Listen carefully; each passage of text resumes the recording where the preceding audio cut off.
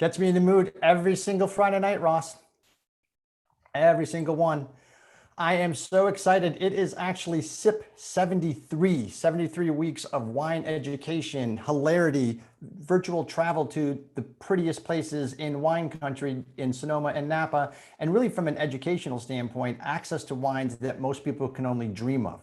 And tonight is no different. But before we get started with our first guest, I don't know why I say that. It's our only guest. It's our first guest and our only guest. It's kind of like old Johnny Carson show where I'm just thinking there's going to be a couch next to me and guests are just going to keep coming out.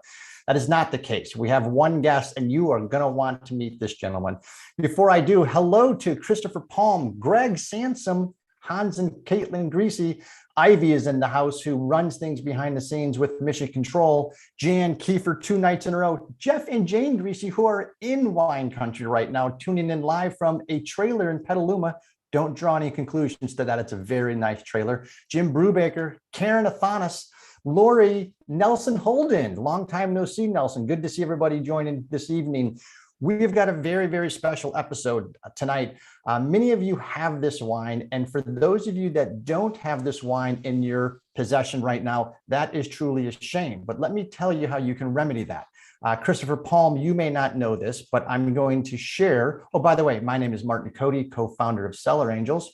We are a direct-to-consumer company that specializes in wine exclusively from Napa and Sonoma. 95% of the time, it's not available retail. You're not going to find it at your local wine merchant because these wineries, like the one we're going to be interviewing this evening, they just don't make enough.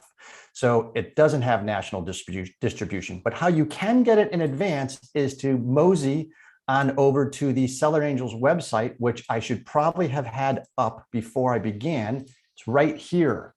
So the Cellar Angels website, I will click on the shop icon. It brings me to this screen. The first item I'm going to see is our sip kit. And this is the sip kit that's currently active and live right now. And notice this little guy in here. That's going to be a ton of fun as we do a late harvest. So that's going to be coming up in the sip kit. But in the last sip kit, we had the Halleck Vineyard 3 Sons Cuvée Pinot Noir and the Halleck Vineyard 2019 Dry Gewurztraminer. They are both open on my table this evening. We're opening 2 bottles, a thing we like to call the Scotland, in honor of Scotland Kiefer, longtime Cellar Angel, who opens up 2 bottles quite often every day of the week, much to his wife's chagrin. Sorry, Lily.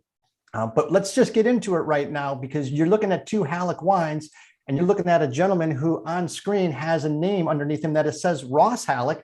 Must be the guy that makes them. So let's introduce Ross Halleck from Halleck Vineyard. Good to see you, sir. Good to see you, and thanks. It's great to be here.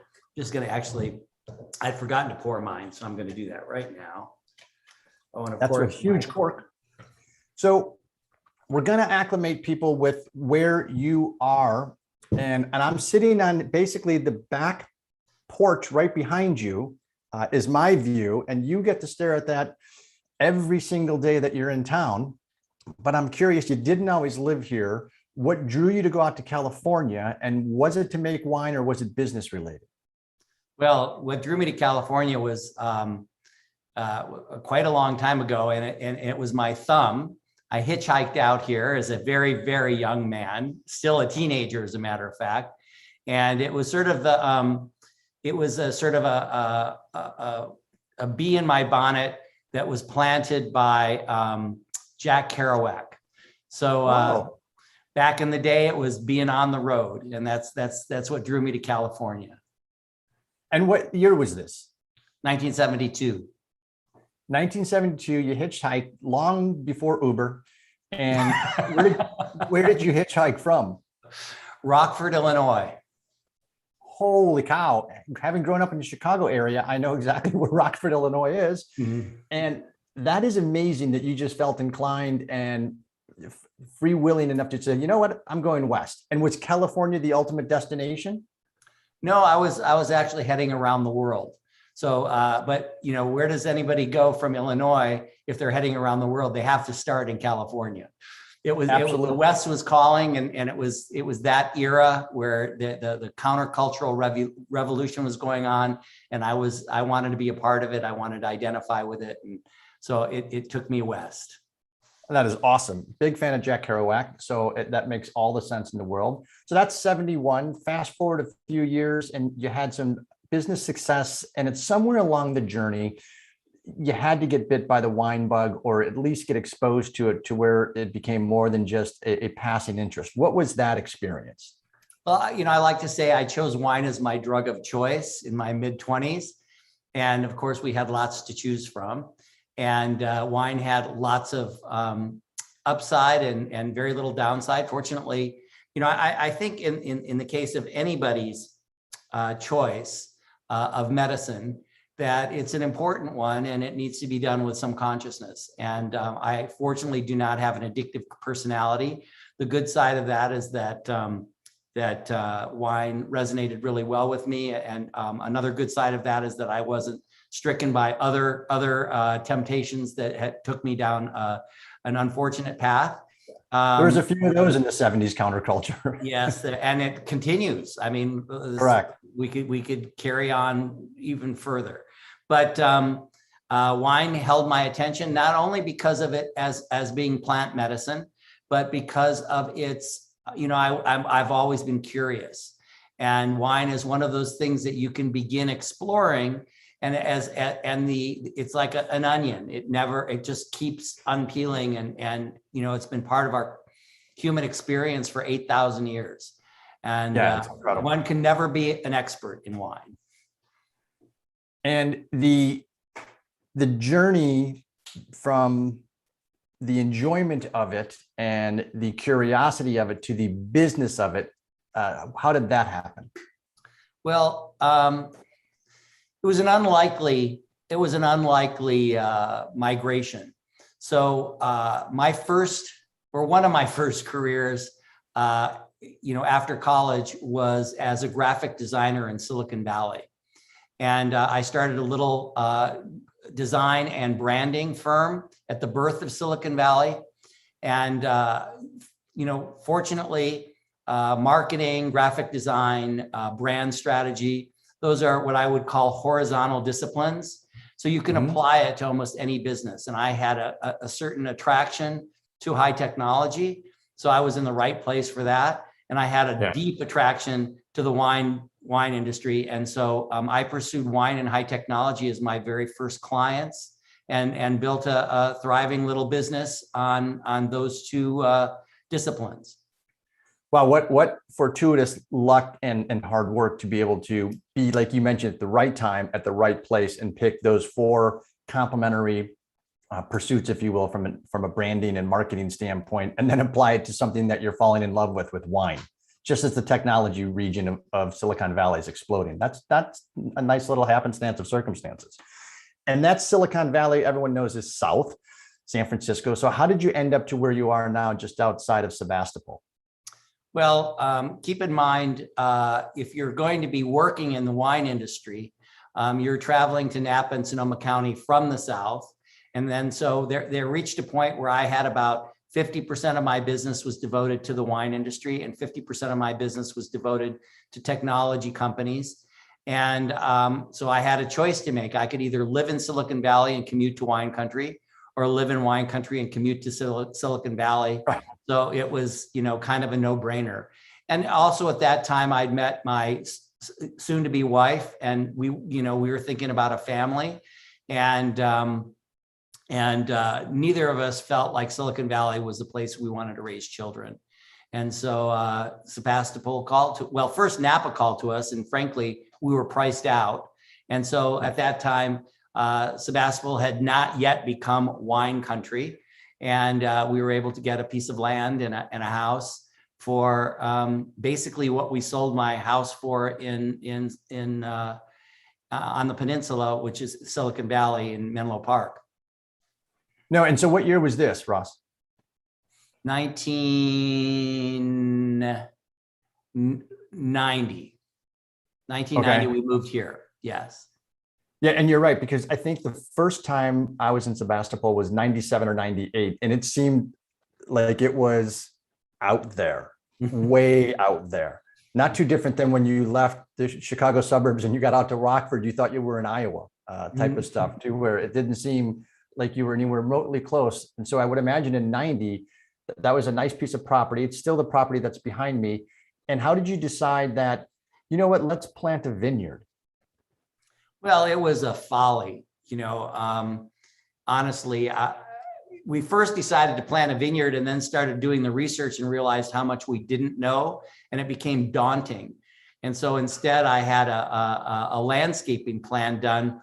We had 5 acres. It was an empty house. It was a house plopped in the middle of nowhere. I actually have a picture of it behind me.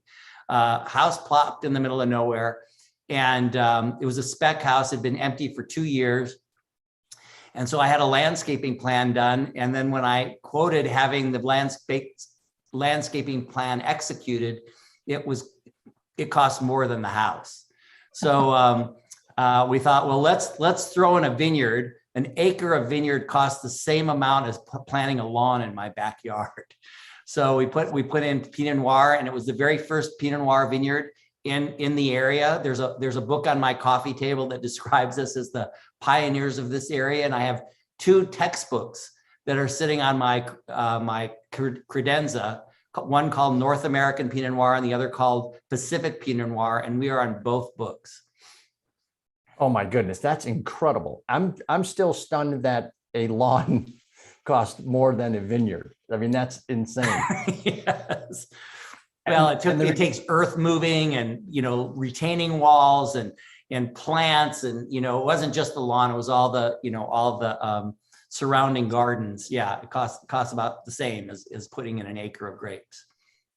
That's incredible. We met, if we weren't only in Florida, if we only weren't in Florida, I would probably come up with that same conclusion, an acre of grapes. So you decided on an acre of grapes, but more importantly, you decided on Pinot Noir. Why Pinot Noir? Well, as I said, I was introduced to, I chose wine as my drug of choice, and I'm old enough that I was introduced to wine through the French. And so, most people around here, if you're younger than me and you live in California, you were introduced to wine through California wines. But for some reason, maybe it's the people I knew, but I was introduced to wine through the French. And you could get a really good French wine for $5-10 at that time, whether it be a Village Burgundy or a Sancerre. You could get, the wines are very reasonably priced, and I just fell in love with them. And then I tried the California wines at the time, and there were some pretty good ones, but there weren't really as many great ones as there are today. And so I just got swept up with French wines, and so when I wanted to plant a vineyard, I wanted to plant Burgundy. I wanted a Pinot Noir vineyard, and there had never been a vineyard planted around here. It was completely a roll of the dice. Nobody knew if grapes would even grow around here. That's incredible. I applaud the perseverance and maybe just the kind of the Jack Kerouac. How about the dumb luck? How about just throwing caution to the wind? Let's plant a vineyard. It's less expensive than a lawn. We don't have to, well, maintenance wise, there's no mowers and stuff, but there is a lot of tilling and a lot of hard work and stuff like that. But I love driving a tractor. That was like my favorite thing. Who doesn't? That's why you can have a big lawn. If you get a riding mower, it works. Mm-hmm. I do want to welcome Doug Rutherford. Have missed you, young man. Good to see you on SIP this evening. The Pinot Noir vineyard is difficult from inception because many people know that it's an incredibly challenging grape to grow. And a lot of it has to do with its susceptibility to disease, but really it's very thin-skinned and temperamental, and it doesn't like a lot of temperature inversions, does not like heavy rains. It is fascinating to me and Ross, you probably read the same things when you read in the early spring of hard rains in Champagne and they lose crops because the early Pinot Noir bud break hasn't happened, and it's just so susceptible to so many vagaries of Mother Nature. Have you been just white knuckling it for the last 25, 30 years with Pinot Noir? Well, we've lost a few crops from what you're describing as shatter. We've early rains, if it happens at it's really only about a 36-hour period when the flowers are pollinating. Yes, then we can lose a good portion of our crop. We've lost crop because of turkeys, raccoons, mold. Yes, it's always white knuckling. I mean, we've been white knuckling this year because we lost our entire crop, not just our home vineyard. We lost all of our fruit last year to smoke. And so this year has been incredibly anxious because frankly, if we lost this year's crop, we would be out of business. We could not afford, 2 years without a harvest. And so I don't know, I don't have a basis of comparison because I only grow Pinot Noir, and so I don't know what it's like to grow a hardy grape that you can just sort of count on. I think that anybody who's in agriculture has anxiety about the future of their crop. I like to say being a farmer is being in a dance with Gaia, and she always leads, and she's got big feet. You have to follow. You got to follow. Yeah, exactly. Follow or get out of the way. Well, you mentioned a second ago flowers, and I know we were talking about the flowering process, and it is interesting that in that 36-hour period, you are not praying for thunderstorms like you might be throughout the rest of the growing season, because it can destroy the pollination aspect and then you don't get any fruit. But flowers, and specifically the Flowers winemaker, was instrumental in your first vintage, Greg Lafayette. So tell me a little bit about, and for those people that enjoy Flowers Pinot Noir, you know exactly what I'm talking about because they were on the map and he was a star or rising star, and still today is making exceptional wines. But you had, again, good fortune knocking on your door. Talk to me about how that individual decided to look at your Pinot Noir vineyard and what happened next. Well, so it's Greg Lafayette, and he was the founding winemaker and general manager of Flowers, which was our first cult vineyard in West Sonoma County. And he was a rock star amongst winemakers and continues to be a rock star. He's very respected, and he holds sort of cult status as an individual. He's a really, really wonderful human being. And as a young winemaker or a young grape grower at that time, he was a rock star. And it just so happened that our children were going to school together. So this was of good fortune, but because of my own starstruckness, I never talk to him. I just go, oh, that's Greg Lafayette over there. And then we had our first crop, and it was purchased by another winemaker, and he just purchased it for our very first crop. It was just purchased for blending. And it took 6 years for us to bear a commercial harvest from the grapes we planted in 1992, 93. So 99 was our very first crop. And that winemaker, as a gesture of courtesy, which is often the case amongst growers, amongst winemakers toward their growers, he made a case of wine just for us, only of our wine. So he just put a little aside, fermented it, put it in a bottle, and then he used the rest for blending. And so I had the opportunity one day to run into Greg at a parent-teacher event. And I took one of these very coveted bottles and I said, Greg, because he's younger than me. So I called him Greg. Wait, time out. I have no children, but is it standard operating procedure to bring wine to the parent-teacher events? It was in my car. Okay. I thought it was just as a precautionary thing in case your children were not going to get great reviews and you wanted to, because that's where I'm going in my past.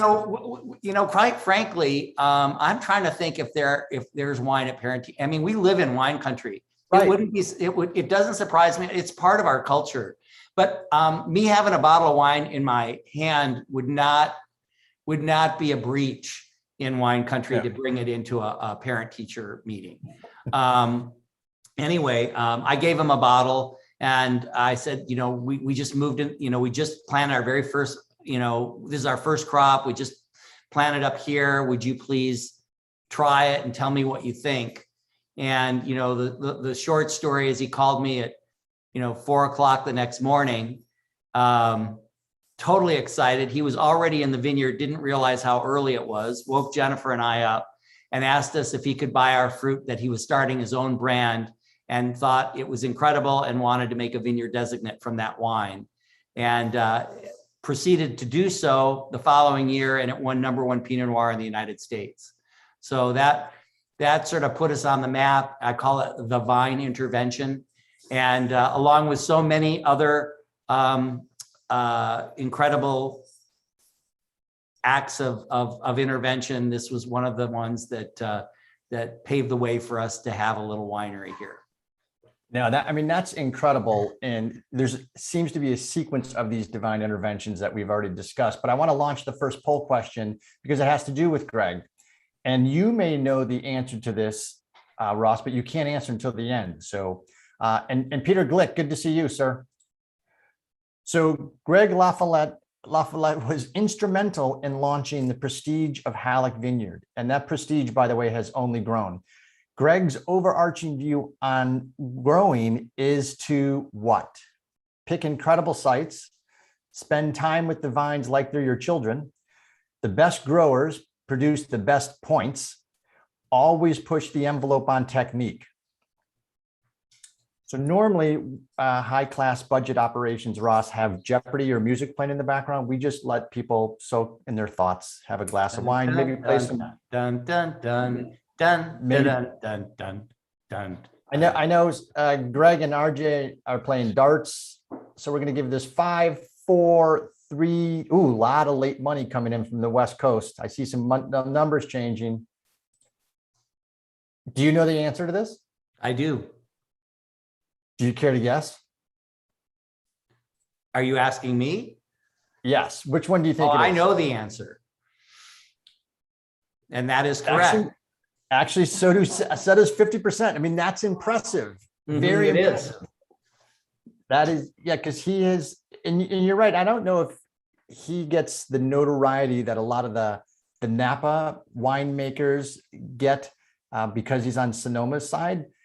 Greg is rockstar, might actually be understating it. The man is just amazing. Everywhere he's gone, his respect for the process, his respect for the people, his respect for family. He actually always talks about how important it is from a familial standpoint to be producing wine and working with the growers. And he says, you have to spend time in the vineyard. You have to know what's going on with each vine. You have to recognize day to day how they change so that you can then learn about them and that manifests in the wine you're producing.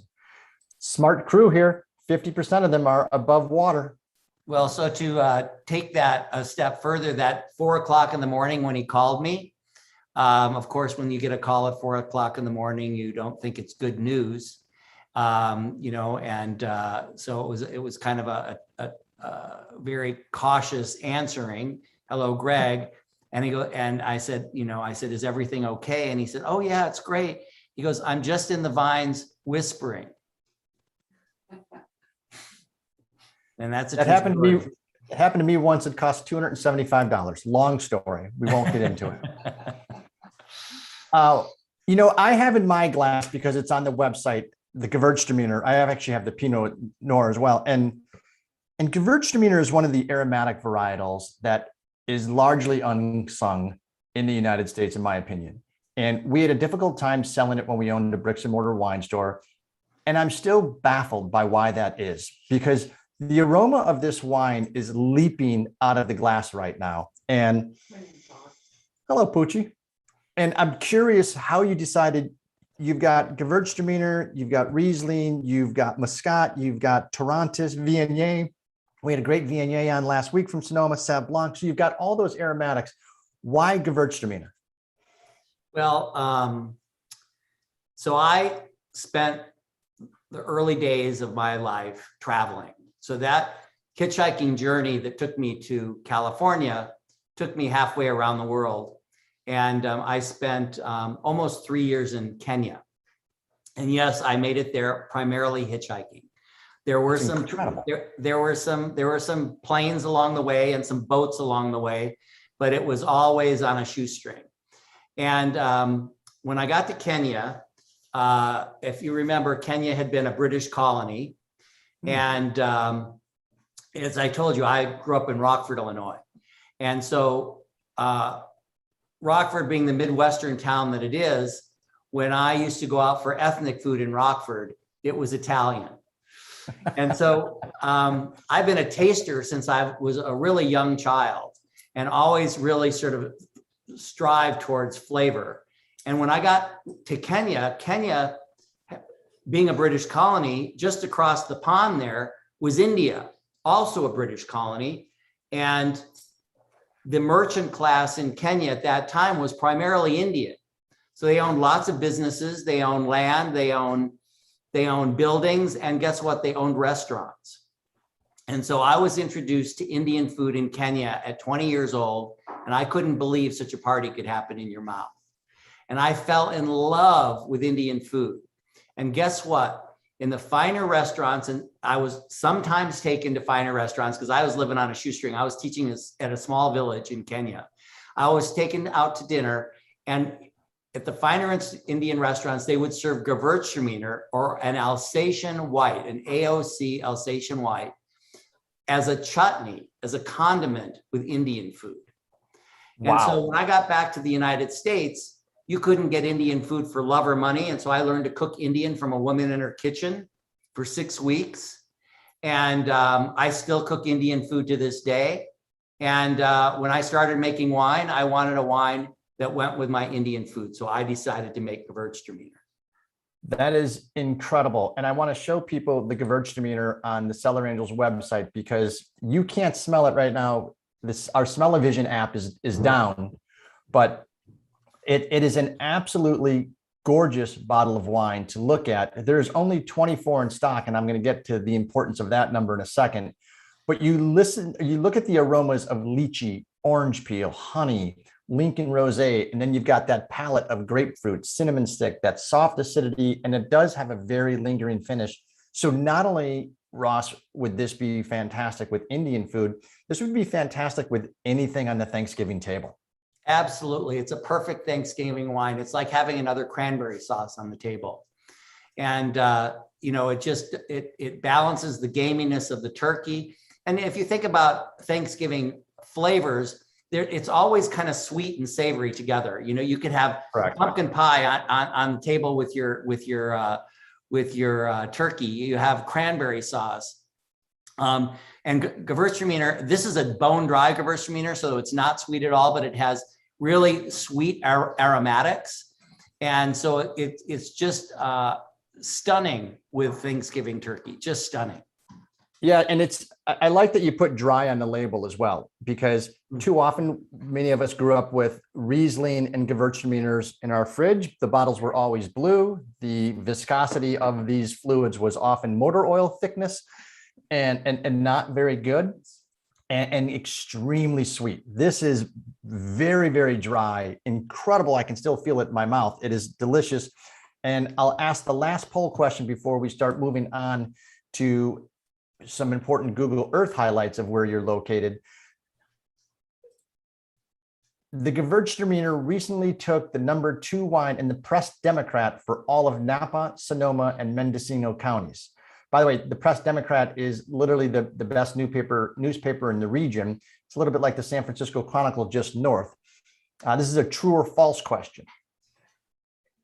The Halleck Gewürztraminer, that should not require pointing out.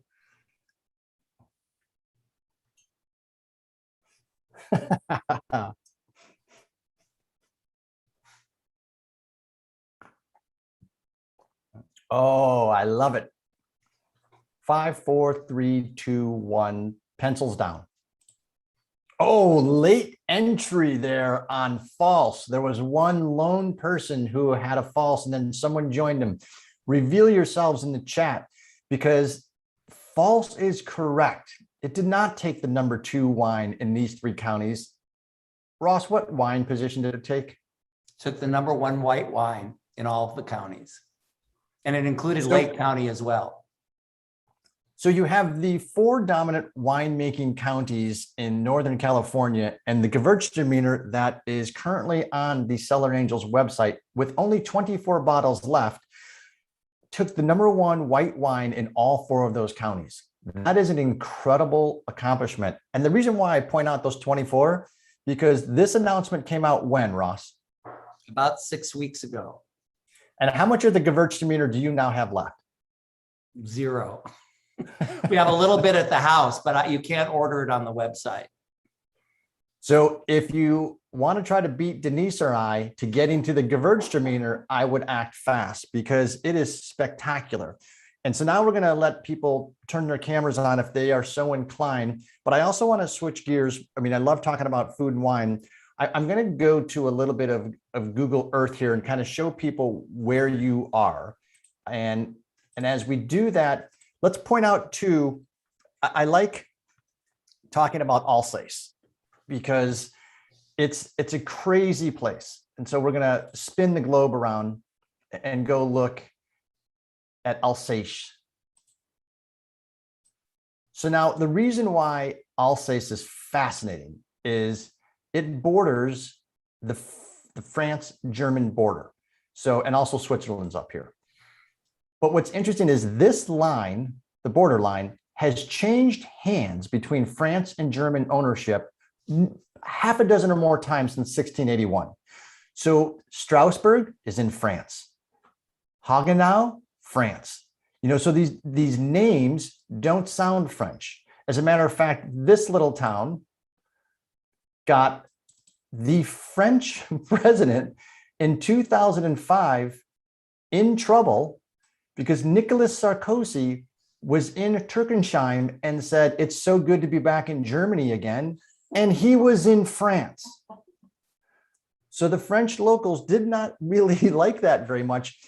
But when you see Gewürztraminer in Alsace, you question, well, how is Gewürztraminer a French wine? But now you understand this border has changed ownership several times in the last 500 years. It's a fascinating wine region. In all your travels, did you ever get here? I have not. I'm embarrassed to say. I have been in Germany, I have been in France, but I have not been to the Alsatian region.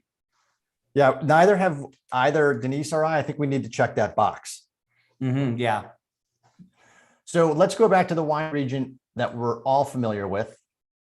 And I again, if this is your first time with Cellar Angels, we travel fast and hard. So grab the air sickness bag because Google Earth takes no prisoners.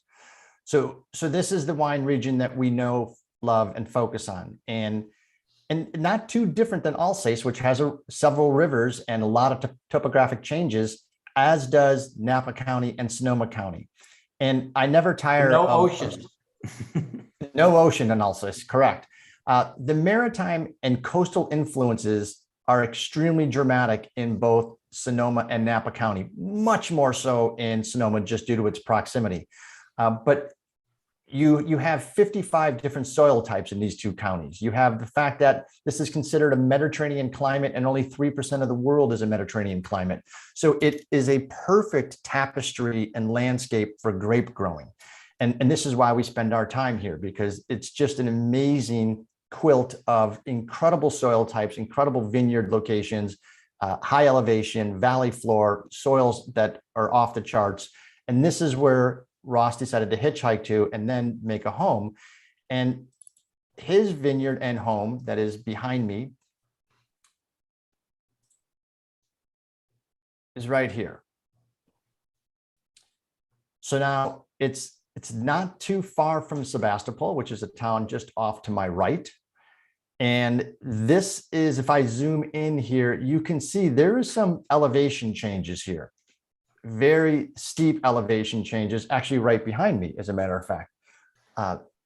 Big valleys, and you get a little bit better of a perspective of it from here.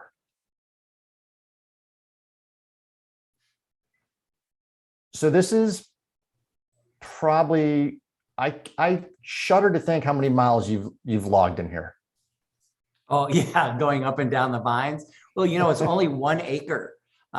2,000 vines. So, but yes, I have been up and down it countless times. Yeah, it's incredible. And this is the house that you do tastings in. And so it's my home. It's not a hospitality venue. It's not a tasting room. I'm in my dining room right here. Well, and you talk about, we mentioned earlier, just kind of your proximity and how far out you were from Sebastopol is right here. This is about 4 miles. As a matter of fact, I thought I changed this so north was always north. Yes, but we can see the ocean from our property as well. So you can see Sebastopol here, Haleck here. And if I go to the ocean aspect and chart a path from here to here, you get a I've great. never done that. Neither had I until rehearsal. You get How a far great is glimpse that? of that is 8.39 miles as the crow flies, obviously. Yeah. But it's kind of cool that you can see where I am at your vineyard site. We're up at about 567. And as we slowly start moving west, we come way down in elevation very, very quickly. And you can kind of see those steep hills, which because you drive through them every single day. And as you get further down, you've now dropped 400 feet in about a mile. And all of that has a dramatic impact on the climate, has a dramatic impact on the fog coming in off the Pacific, and obviously the grape growing. And as we, go over some more hills that act as a buffer from some of the fog, you get over to the river, and then pretty soon you're actually below sea level at 0 feet because you're in the middle of the creek. And the same thing, all the way out to the ocean. It's pretty rough land. And if I do the exact same thing out to Sebastopol, you can see just how flat it is there up to Haleck. Here I am in Sebastopol at 87 feet. And by the time I get up to your property, I'm at 600, 605. Yeah, I ride my bike. It's great cycling around here. I would ride my bike to Sebastopol and then take an Uber. And you don't get the exercise. That's too steep right there. But it's amazing how steep it gets very, very quickly. I actually thought we were closer to like 700 or 800 feet. I didn't realize it was only 600 feet, but still are, just under 600. Yeah. Because we're really right up the ridge top. Well, and I think it's fascinating that you can see how flat it is and then way up these hills and where you are, this hillside vineyard is just spectacular because you can just get a glimpse of the semi bowl that you're in and the surrounding hillside. You're close to the crest of the top of the hill up here, but it really is just a special property. And like you said, it's only an acre under vines. Yeah. So, 2,000 vines is incredible. Incredible. Just a beautiful property. And yes, you can, thank you, Hans and Caitlin. I am learning new tricks. None of them involve flying a plane. Ross, we had a catastrophe at our Christmas special last year on Google Earth where I tried to fly everybody from San Francisco up to wine country and the plane crashed because Google Earth has a flight simulator. Oh yeah, that was probably not a good. Mistake. That was 20 hours of practice down the drain. So the Pinot Noir, #1 Pinot Noir. Oh, by the way, you can turn your cameras on. Takes 40 hours just to get, your pilot's license. 20 hours is nothing. I don't know what it takes on Google's flight simulator, but I easily put in 20 hours. And there's people on here to prove it. So let's also talk about I want to go back to the growing aspect because as we both talked about how susceptible Pinot Noir is to not only Mother Nature, but also root rot. And you have to have vineyard stock and root stock that's very, very good. How did you find a phylloxera resistant rootstock and determine this is what I want to grow and how I want to grow it? We ordered our rootstock out of the Yellow Pages. There's quite a few people that absolutely have no idea what that is. So come on.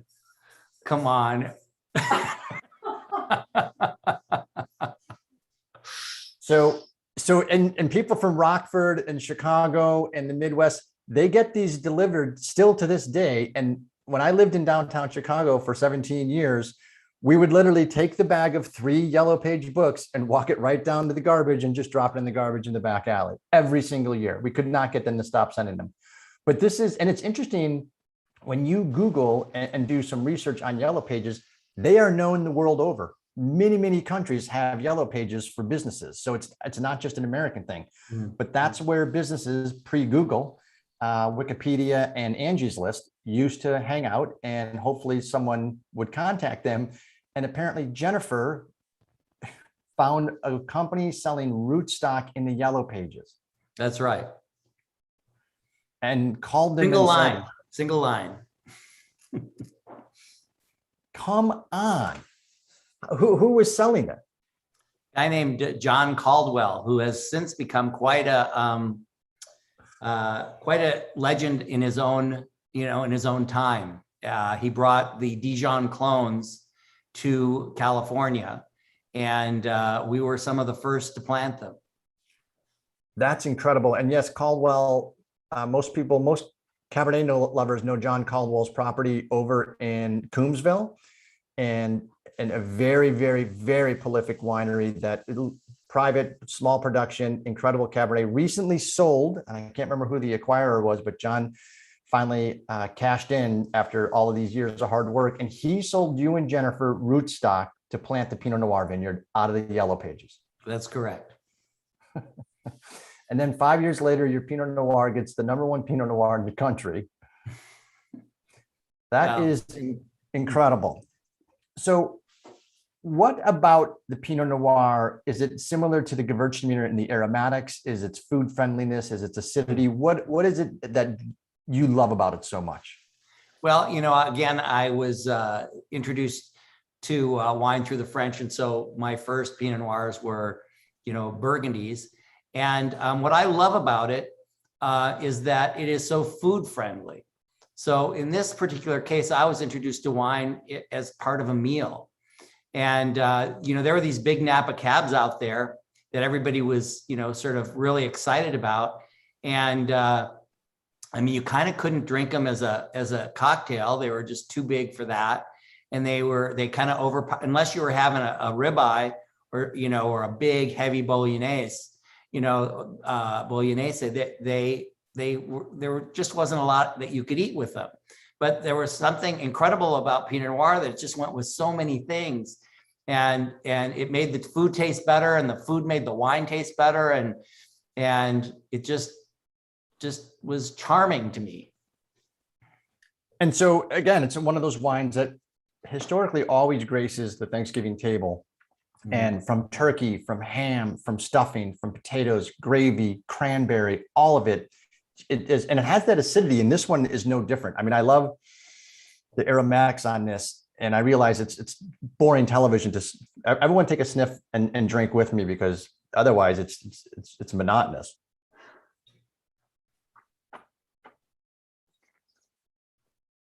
Okay, let's do that again. That was awesome. No, I'm just teasing. Yeah, I like to think of this, and I don't mean to be self-congratulatory, but I'd like to think of this as a perfect Pinot. And I mean that in that it achieves our objective or our intention. And our intention is to sort of the balance between old world and new world. I think of myself as a new world winemaker with old world style. And so if you think about a Burgundy as an example, it's often described as being very earthy, in the pejorative, right?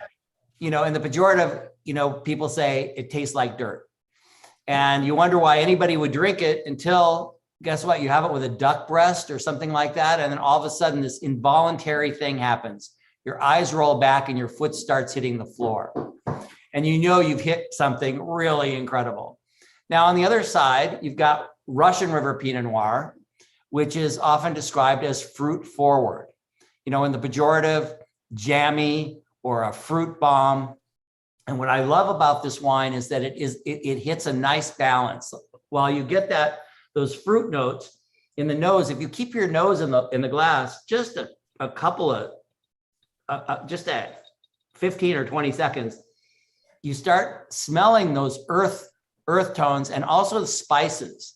It's got lots of spice going on, clove, cinnamon, some pepper, and the mark of any good wine. And we're not talking about a great wine or an award-winning wine, where any good wine is that it doesn't disappoint. Like when you smell and you taste, There's some kind of connection.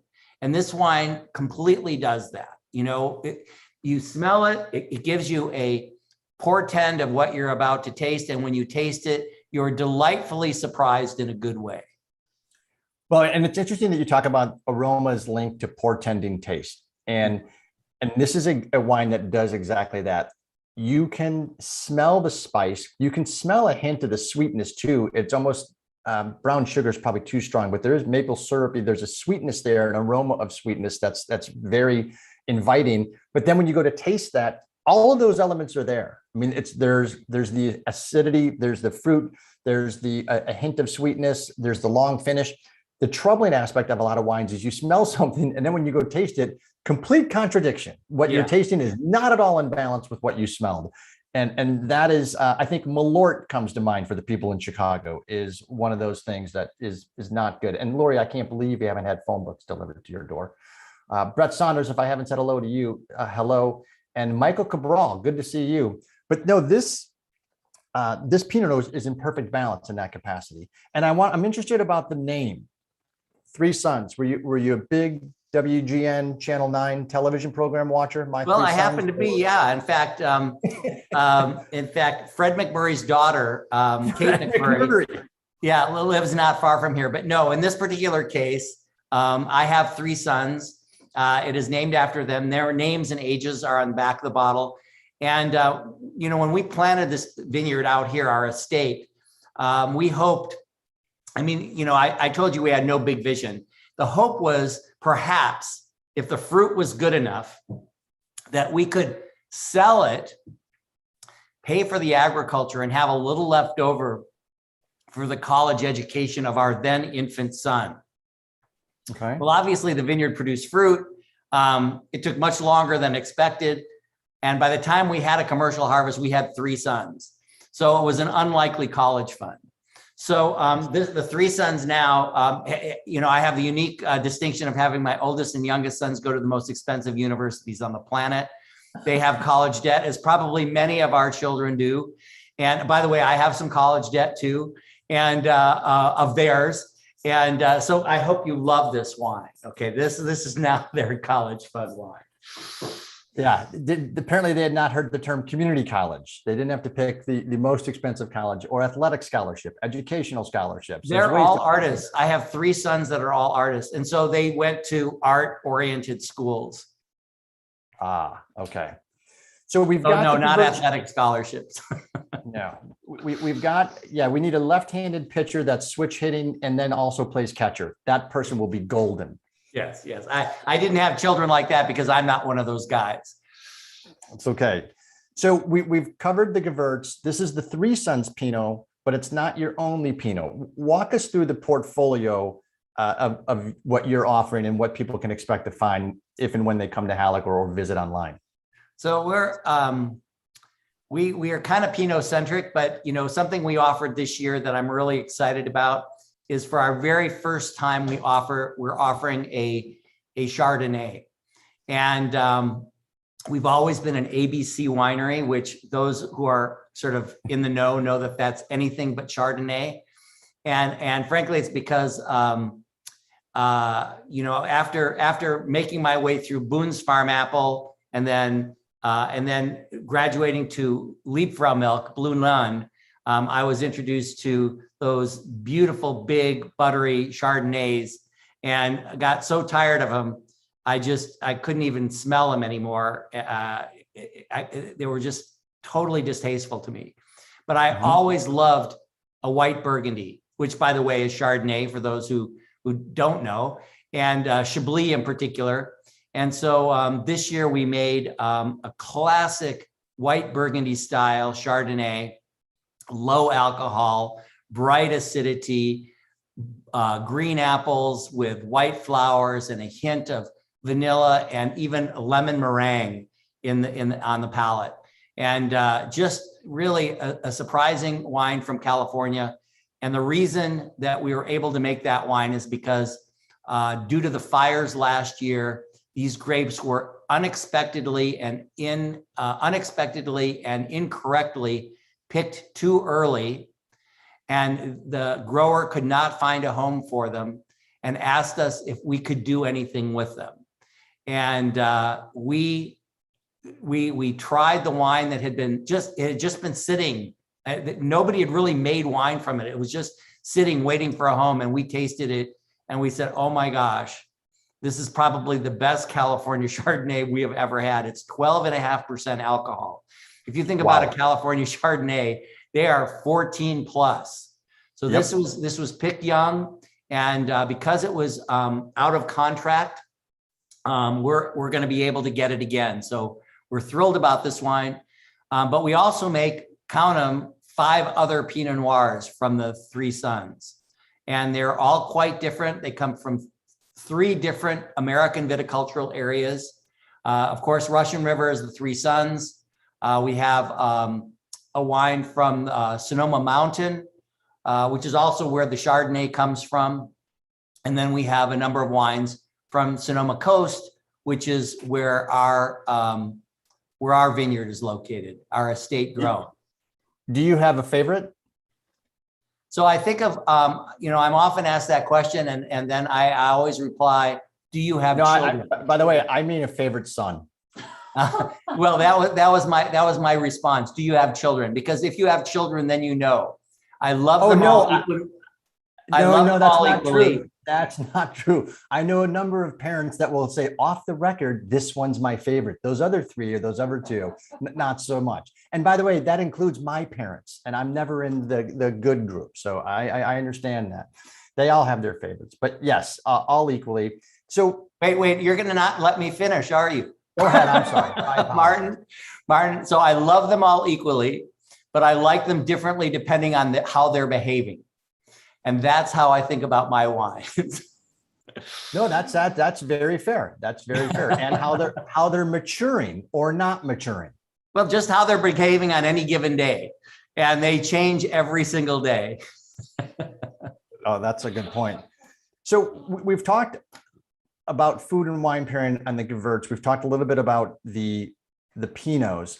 But when people come and taste with you where you're sitting, and they can, walk the property where I have, and I've changed my view because there's a beautiful fire pit down there. You're sitting right among the vines, 1 acre of vineyards. Why is food so important, and how do you entertain, and what are some of your entertaining tips? Well, as I said earlier, I think wine as wine more of a condiment than as a beverage. Maybe I didn't say that, but that's how I think of wine. If you see me in a bar, I'm never going to have a glass of wine in my hand.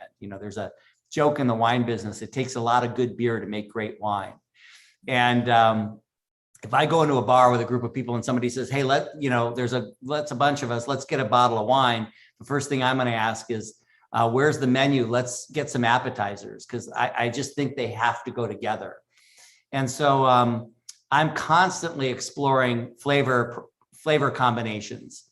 And so each of our wines, when you come do a tasting at my home, and this is, as I said, this is our home. This is not a hospitality venue. We usually have 5 wines that we pair with varying pairings depending on what the wines are and the season. And we have a wonderful time exploring that, taking that adventure of exploring wine and food. I also love doing vintner dinners with chefs. I've done vintner dinners with Thomas Keller at Per Se, Kat Cora. I've done 11 vintner dinners with Michael Anthony at the Gramercy Tavern. That whole adventure of exploring food and wine and comparing and combining talents, working with another, for lack of a better word, artist, and being able to create something together that's better than the sum of the parts. That synergy is something I most enjoy. And it's a great assessment and summation, because food has a tremendous amount of energy, as does wine. And when you are working with an artist as a chef that knows the ingredients that he or she has, and then they can pair that with the wine. I've yet to meet a chef that doesn't love doing that. They get to actually cook off the menu, so they're not making the traditional items that they're making all the time, and they get to experiment and flex their culinary muscles. And they love pairing it with wine just because of But like you said, A plus B equals D, 1 + 1 = 4, pick your analogy. But when food and wine are paired well together, the experience just gets kicked up quite a few notches. And without hesitation, these wines I can already tell, are food friendly, that these are absolutely fantastic. So there's a particular dish that we make with this wine that anybody can make at home. It's really, really simple. And the Three Sons is particularly well suited to it. If you take a filet mignon, simple, like a 1.5, 2-inch thick filet, you go to the store, you get yourself those dried porcini mushrooms that come in the little cello packs. You put it in your coffee grinder. It's powder. You put it out on a cutting board. You dip your steak top and bottom, and you sear it in butter with a little tarragon, and then and maybe a little garlic. And then you do a compound butter with that garlic and the tarragon, and you just put a dollop on the top, and you have it with a glass of Pinot Noir. Just gorgeous together. You had me at butter. That is awesome. I'm interested too in the foil, the logo. Well, and the bottle, the logo. So yes. The logo, if you have a keen eye for the obvious, is an H for Halleck, but more important, which is our last name, but more importantly, it means 1 to 1, as depicted by the Roman numerals. We want to have a personal connection with everyone who enjoys our wine. And hence we have people in our home we host people in our home and not in a hospitality venue. And it's me who does the hosting, or Jennifer. And now we have a young man who also helps us with that. But if you think of the dot as a grape, the grape has been a plant of power for over 8,000 years. In October of 2017, they discovered a clay pot in the Republic of Georgia on the Black Sea. It had remnants of wine they dated 8,000 years old. And so to put that into context, that's 1,000 years before Mesopotamia and the birth of civilization. They were making wine. So you've got to guess it was in the realm of the shaman or the spiritual practitioner. And it's sacred in almost every religion in the world. And it's because of this ability to connect us. It elevates a conversation, it enhances intimacy, and it builds community, and the circle represents our community. So our mission as a winery is actually building community through wine. And we think of that as a 3-legged stool. We have people in our home, that's the first leg. The second leg is shared experiences. So we have a wine club, which I invite anybody to explore, but one of the things we do with our wine club is we create experiences. And so we have done wine and wildlife safaris to Kenya and South Africa, a culinary tour of Cuba. We've been to Italy a number of times. We've been to New York. As I said, I've done 11 vintner dinners with Michael Anthony at the Gramercy Tavern. So creating experience is a big part of building community. And the final leg, which is absolutely the most meaningful, is philanthropy. And I never really thought I'd be able to say this because, there's a joke in the wine business. How do you make a small fortune in the wine business? Well, you start with a large fortune. And we certainly didn't do that. And I've been to lots of wine auctions as a grower and as a producer. And I hoped that one day I could be one of those guys, 5,000, 10,000, 20,000. Well, I don't think that's going to happen. But what we've done is we created experiences money can't buy, and we auction them off for the charities of our wine club members. And we've been able to raise almost $1 million in the last dozen years. And that is the most meaningful part of this work, that I can plant a 1-acre vineyard in my backyard and actually make the world a better place. No, it's absolutely special. And I've loved the logo since we got introduced to you, and we're thrilled to be able to share this with the Angels. And we've said it for 11 years, wine brings people together. We don't have customers at Cellar Angels, we have supporters, and they recognize the value of great wine discovery and in sharing and helping others in the entire process. And so we're humbled by the support and the level of participation. And we do this in a manner that we hope is inviting to them, and also that they tell and share others, because there's a heck of a lot more room in this tent for great wine lovers. And it's with that I'm going to have to bid everyone adieu. And if you are running the Boston Marathon this weekend, good luck. I'm looking at you, Danica Patrick, who happens to own a winery that we should feature. And we can't do this without you. Ross Halleck, congratulations on the run of serendipity and hitchhiking across the United States to produce such amazing wine and pursue a dream. And that's what it's all about. Cheers, everyone. Next week, by the way, we're going to conclude our food and wine session with Chef Wook and John coming back for their third visit to wrap everything up from a Thanksgiving perspective. It is the Feeding Soul podcast that we're going to have live on SIP. Be good, everyone. Have a wonderful weekend. Stay safe. Cheers. Thank you very much. It was great to see everyone.